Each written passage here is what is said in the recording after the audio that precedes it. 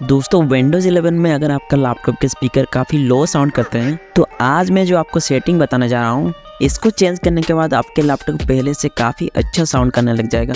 तो इसके लिए पहले आपको आपके सेटिंग ओपन करना है। सेटिंग ओपन करने के बाद आपको यहाँ पे सिस्टम पे क्लिक करना है। सिस्टम के ऊपर क्लिक करने के बाद आपको साउंड के ऊपर क्लिक करना है। उसके बाद आपको यहाँ पे स्पीकर के ऊपर क्लिक करना है। दोस्तों ये मैं आपको मेरे लेनोवो के लैपटॉप में करके दिखा रहा हूँ। आपके लैपटॉप में कुछ डिफरेंट भी स्पीकर हो सकते हैं। स्पीकर के ऊपर क्लिक करने के बाद आपको नीचे एक ऑप्शन दिखेगा ऑडियो एनहांसमेंट का, और यहाँ पे ये सेटिंग बाय डिफॉल्ट ऑफ रहता है। इसको चेंज करके आपको डिवाइस डिफॉल्ट इफेक्ट सिलेक्ट करना है। इसको चेंज करने के बाद आप इंस्टेंटली आपके स्पीकर पे चेंजेस नोटिस कर पाएंगे। दोस्तों वीडियो इन्फॉर्मेटिव लगा है तो प्लीज वीडियो को लाइक करें।